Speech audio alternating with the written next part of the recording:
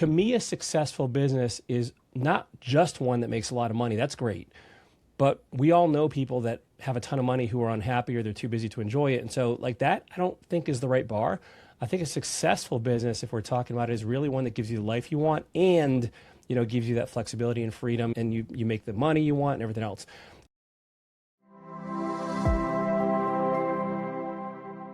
Welcome back to Pending and Trending. I am here today with Jason Wojo. He's the CEO of Life on Air, author of Business for Life, and a recovering scientist with 2 BS, MS, and PhD degrees who helps entrepreneurs and real estate professionals break free from hustle culture. He specializes in teaching his signature SEAD process, that's SEAD, to help business owners build highly profitable, life-first businesses and create generational wealth. All right, I'm so excited to be here today with Jason Wojo. Jason, thanks for being on with us today. I'm so excited. I'm looking forward to it. So, what is the primary reason why highly successful professionals, real estate professionals, entrepreneurs, they fail to get that life that they want, right? And you specialize in helping them do that. So, why is that? I think it's a few things, and it's a great question. If you look at the heart of like why most people go into business for themselves, there usually is some element of freedom associated with that. Now, we could talk about, time freedom, financial freedom, the ability to call the shots, be the boss, be in control.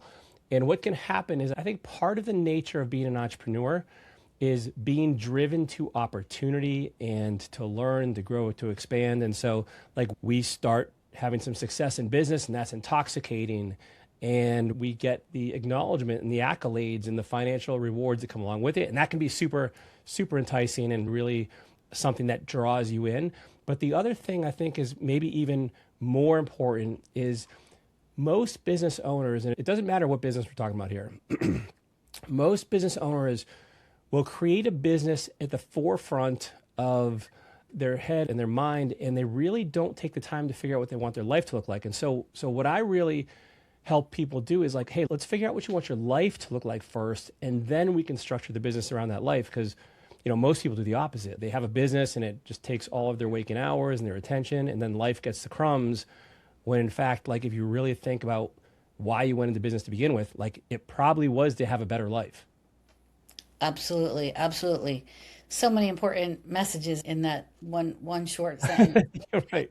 So how do you help business owners shift their mindset from like being that primary person and doing everything to running the business and putting their life ahead? Yeah. So the first thing, and this is going to sound super simplistic to people upon first hearing it, but it's really the bedrock, and it's to be the foundation for a successful business. And I want to be clear, like to me, a successful business is not just one that makes a lot of money. That's great. But we all know people that have a ton of money who are unhappy or they're too busy to enjoy it. And so like that, I don't think is the right bar. I think a successful business, if we're talking about it, is really one that gives you the life you want and, gives you that flexibility and freedom, and you make the money you want and everything else. And so the first thing is to really prioritize and sit down to figure out like specifically, like really specifically, what do you want your life to look like? How do you want to spend your time? Who is it going to be with? What are you going to do on a random Tuesday?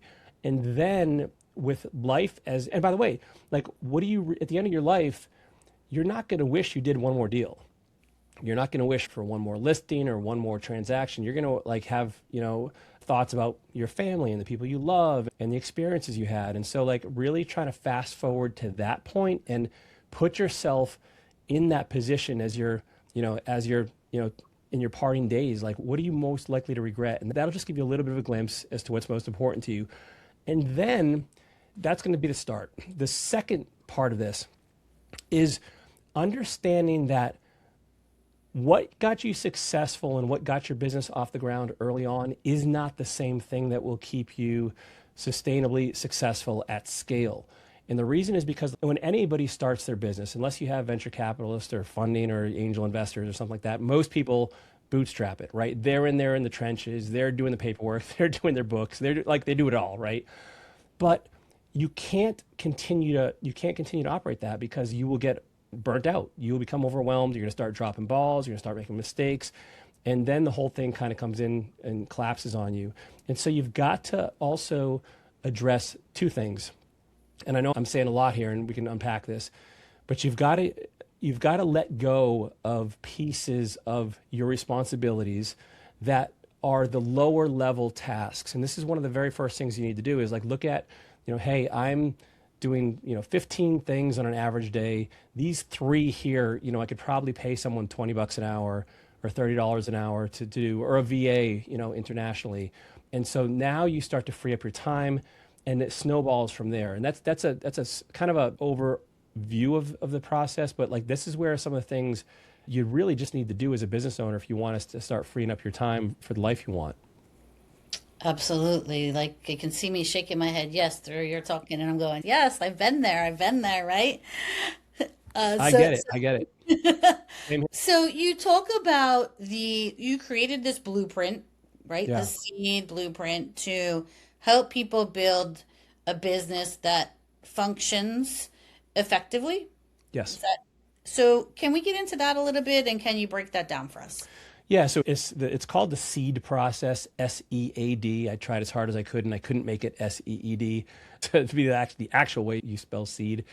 And it's a 4-step process that is in order. If you follow this, it's the closest thing I can give you to a guarantee that you'll actually have a business that does not require you to do all the work and give you the life you want. So the first step is to strategize. Now, we're not talking about a business plan. We're not talking about a SWOT analysis or any kind of advanced stats, but rather the strategy for your business, like I mentioned before, should revolve around your life. And so what we're doing in the strategize step is really put pen to paper and figure out what we want that life to look like I mentioned before. So we've already kind of mentioned that. The next letter is the E. So this stands for eliminate. So if you look at, and this isn't just eliminating from your plate, this means that you shouldn't even be doing this in your business. So one of the things that I've seen, it's a gift and a curse at the same time. So many business owners, we have an eye for opportunity, and our business ends up being a cobbled together version of multiple different offerings. And so, for instance, maybe you start off as a real estate agent, and then you see that you're selling to someone who's doing a flip, and you're like, hey, I should be a real estate investor too. So you start flipping houses, and then your drywall person doesn't show up, and you're like, hey, you know what? I can do this. It's not too hard. And then maybe I'll start a drywall company. And then you start an Airbnb company. Then you have rentals, and you have this cobbled, all of these things are now on your plate when you just started with one. And I'm speaking from experience here. I've made this mistake multiple times. And so the truth is, if you take the time to analyze what your business is best at, what is producing the highest ROI in terms of your resources, go with that and double down on that and get rid of the other stuff. So the easiest way to be more productive is to have less to do. And so getting everything off your plate that really doesn't serve the business is something that is incredibly powerful. It's really underrated. Call it, in the book I recently wrote called Business for Life, I call it the mud. The meaningless, the unnecessary, or the distracting. We're going to clean the mud off the business windshield. So that's the elimination part. So we got strategize, we got eliminate. Now we're at A, which stands for automate. Now, this is something that I was terrified of early on. I'm not an early adopter. I'm not a techie. But what I fell in love with was so many things in my businesses that automation could handle that not only I didn't have to do, but my staff didn't have to do. Because you're also trying to free up your team to do the highest, leverage activities in the business as well. And so especially with AI today, we can really dive into that and have AI do a lot of the things that previously we needed people to do, or at the very least, even if it's not AI, you're still using some sort of, maybe a lead follow-up or a lead nurture, or you have some sort of automation in place to take those things off your plate. And the cool thing with automation is it keeps running constantly. It doesn't turn off. And the last letter is D for delegation, which is now we're handing things off and taking them off our plate and giving them to other people to run with that. That's excellent. So I love your blueprint. You have strategize, eliminate, automate, and delegate, right? Yep. And then now you mentioned, let's jump right in now and talk about your book, because you mentioned your book that you wrote. And I love great books. I always get a lot of takeaways from those. And so what made you write the book, and what was your goal? How has that vision been able to help people? I'll tell you this This thing took me 3.5 years to write, which it drives me nuts when my friends are like, oh, like I wrote my book in a month. And I'm like, yeah, no, not me. And the reason I wrote it is because I'd already been coached. So I went full time into business on my own in 2011. Before that, I was part time. I had my W-2. And I made a lot of mistakes along the path, and a lot of mistakes that were very costly to my personal life, including I went through a divorce and had a lot of, financial, ruin, starting from scratch again, all these kinds of things. I'll spare the drama here, but long story short is I realized I had an opportunity for myself to start again and start better. And so I did that. And since then I've been, coaching and working with and mentoring other people to do that. And I realized there's only one of me. And if I'm going to live, my vision, the life that I want to live, I can't work with everybody one-on-one. And so the book was something that I just poured my heart into to give someone a blueprint that they can pick up for pennies and really take that and implement it. And in fact, the book is it's not a kind of, some books are very high level and I don't want to say fluffy, but they're more strategy. This really dives into, a lot of tactical things as well. So it's almost like a field manual, I think of it for that. And so the feedback I've been getting has been incredible. And frankly, it's really just about sharing what I've learned, and this has been really rewarding for me to also be able to just impact more people and I love hearing the stories and people are like, oh, I get that now. I'm going on I haven't missed a date night now for like 3 months since I read the book, or, hey, I'm spending more time with my kids, or, hey, I've been able to get back in the gym and I have less stress at work. So all these things are just that's what, at the end of the day, I think, for me at least, gets me going every day. No, that's great. And then you can pick up a copy of that on.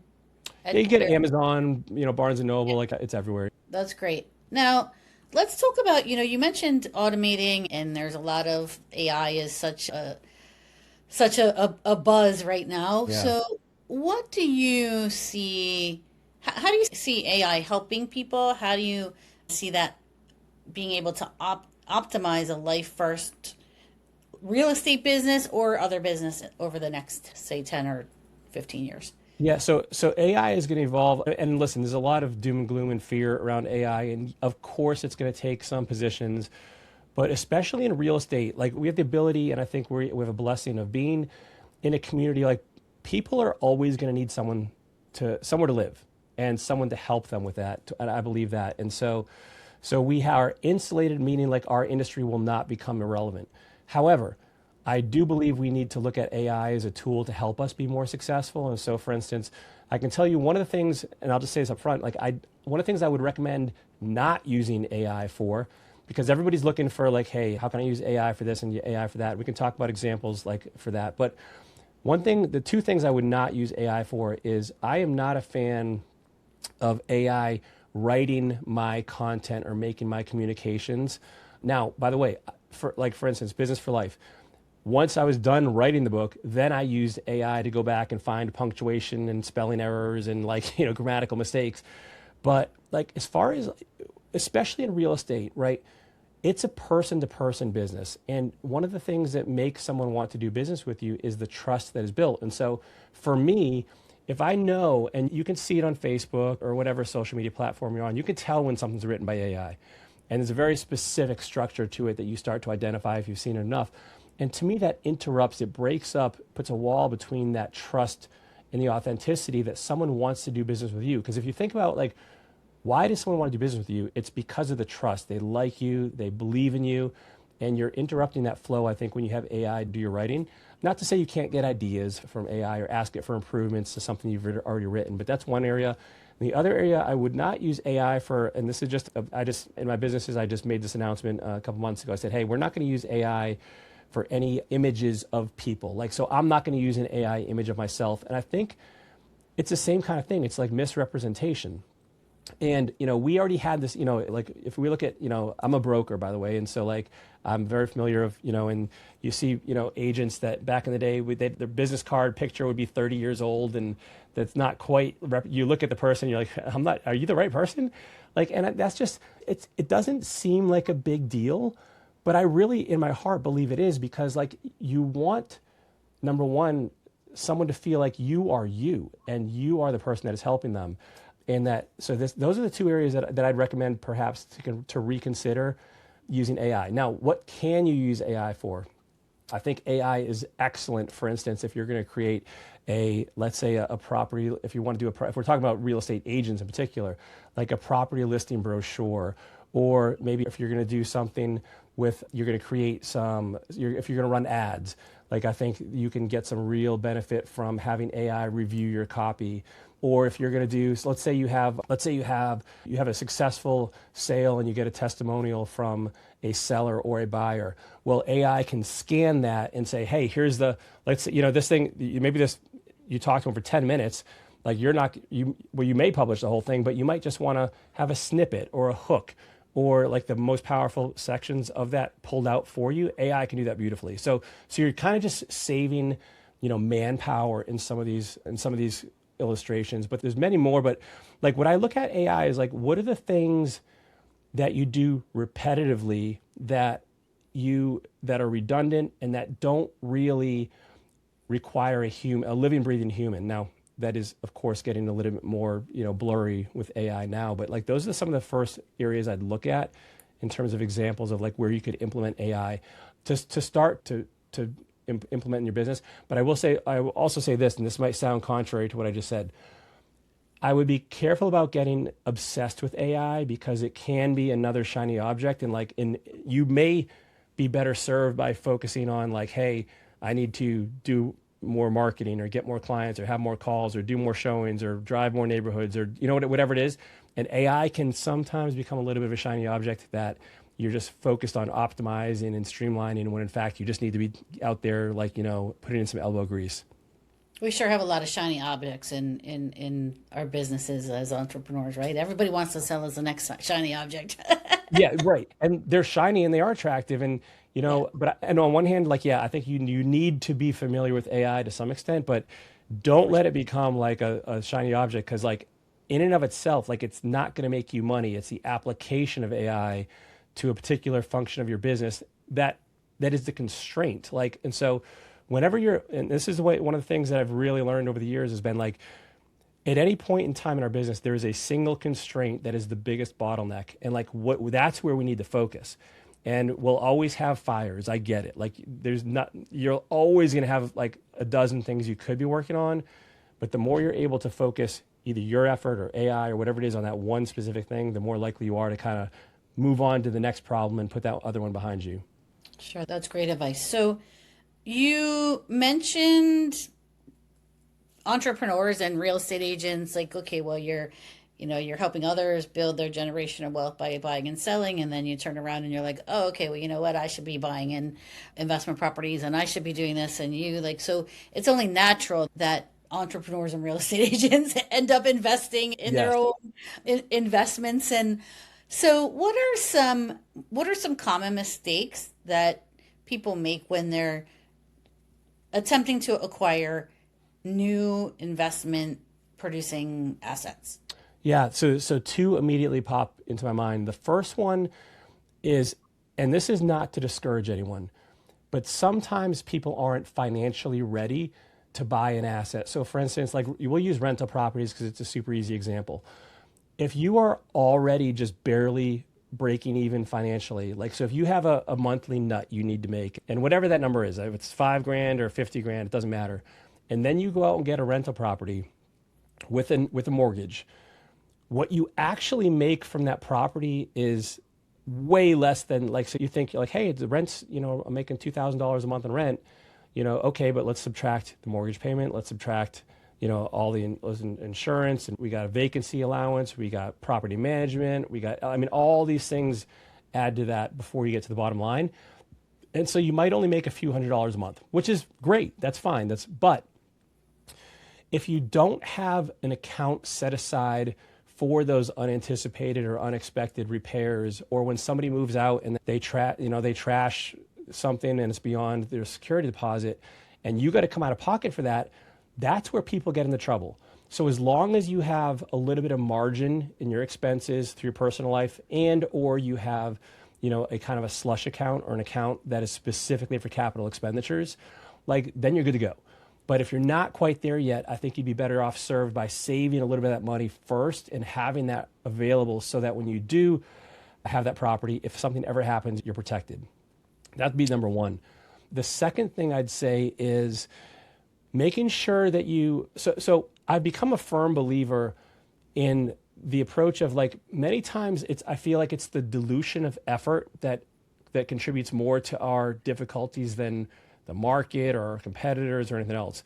Meaning like we have too much going on. Like, and this is like in the business itself, like we mentioned, or it can be across multiple businesses now. And, and I know, and I'm talking to myself here because like there was a point in time where I thought I wanted to be like, oh, I want to call myself a serial entrepreneur. But really for me, all I had was a bunch of half-baked businesses, and none were producing the money I thought. And so if you are going to get into an asset, and I do think that, eventually I believe everybody, this is a path to freedom. We can talk about that.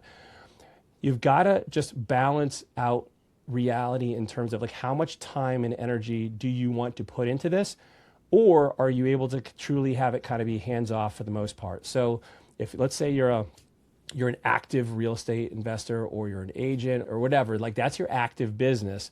Mm-hmm. My typical recommendation is like take those profits from that and then turn it into an asset with the preconditions that I mentioned before. But the asset should be relatively passive. Like if it's an active asset and you're in there doing a lot of work, let's say, again, use a rental as an example, but you're in there kind of like, changing toilets and light bulbs and you're over there a lot, you're really reducing the return you get on that asset. And most people don't think about that because your time has value. And so pick assets that are as hands-off as possible with, and I understand it's not always easy, and especially as business owners, we can be control freaks, but you really, want to find something that's not going to pull you away from your main business. And so just be careful with that. So what you just said is so important, right? And we help so many clients, buying properties, and you're either into being a landlord and you have your system set up just like anything else, or it's so many will find it overwhelming. Like, okay, well, I wasn't prepared to, and some of them are doing short-term, rentals with it. And that's a whole other, demanding business of its own. So what are some top recommendations that would be more passive as opposed to so hands-on and in the trenches every day running that business? Yeah. So it depends. So I want to be clear too. When I say assets, I like real estate. I think real estate's a great vehicle. There are other ones too. Like, so if somebody really wanted to be passive, they can just go get an ETF or something, or a dividend stock or something along those lines. But if we're talking real estate, like I think you have to make a decision first of all, like you said before, like are you going to manage this or is somebody else going to manage it? Now, and early on, you're probably going to have some bumps and bruises because you're just not good at being a manager yet. And that's not a dig at all. It just means like you don't have the experience. And all of us start this way. The first time I flipped a house, like it was rough. Like there's a lot of mistakes that I made, but you get better. So the first thing though, is I would look at that vision you created for your life and say like, hey, do I want to be a property manager? And if so, then cool. If you don't, and you're like, I don't want to deal with this, maybe you're a super softy and like the first sob story you hear, you're just going to fold and, it's going to turn into 6 months of not collecting rent. Like, yourself and your vision. So I'd say like, that's the very first thing. Decide if this is something you want to do. I know some property owners that are super successful and they absolutely love it. And other people are like, no, I cannot do it. And in that case, you would get a property manager to do it for you, which, by the way, just to be clear, you still are managing that property manager. Like you can't just hand off it and never check in again. Like there's still a little level of due diligence and ongoing diligence you have to exercise. I also really like private lending for myself. So like I will lend on real estate, and I've found this, I like this a lot because I can have a first position mortgage against a property. Of course, my lending criteria are very conservative so that I can insulate myself against things that are going wrong or market shifts. I see a lot of people in storage, self-storage these days, although finding those deals is a little bit more difficult than it was like 5 years ago. But you could take, for instance, a mom and pop storage facility and buy that at a relatively, handsome or attractive rate or price, and then you could be successful with that. Because storage typically has a lot less moving parts than, for instance, something like a multifamily or something like that. Those are some of the biggest ones that I see. Some are really more hands-on, like, so you mentioned short-term rentals, like that's a business. I don't know yes, I guess it's an investment technically if you own the house, but like that's a business. And like, you got to have someone on call that's answering questions and that's cleaning the house and that's handling turnover. And so the ones that I've seen work most frequently are things like, storage. Some people get into commercial, and I've had some friends go into that as well. And so but now we're talking about a higher dollar value. I'm not sure what you'd say your audience is most comfortable with, but the biggest one that for most comes to mind is really just rental properties, maybe even a duplex or a quad or something like that. That's great. That's great. So thanks for weighing in on that. So if somebody is seeking a path to financial freedom, how can you help them? So how can I in particular help them, or what would that, is that? How can they find you? How can you help them take a step? So I think the first thing would be like, really, there's two areas. One is if you are interested, pick up a copy of Business for Life. I think it'll really change your perspective on what it takes to run a successful business. And again, success being the term we defined before, which is the life and the business you want. Or you can find me if you go over to lifeinair.com, just think of the word millionaire, except for the life. Like, you'll find a lot of free resources over there to help you get you started with your vision, the SEAD process. Also, we have some other free trainings that people can kind of start watching. And I think it'll change your perspective on how you run your business so that you can have that life and work balance that you're looking for. That's great. Is there any one last thing that you'd like to share with us before we sign off? The one thing I'd say is, like, this is 1,000% possible. We have people associated with Life and Air that are working, 15, 20, 25 hours a week that are making great money. And it's not that it's any more difficult to do it this way. You just have to do it differently. Like, you have to just reframe your perspective of like, hey, what's most important? I gotta mature and evolve as a business owner, not just an operator.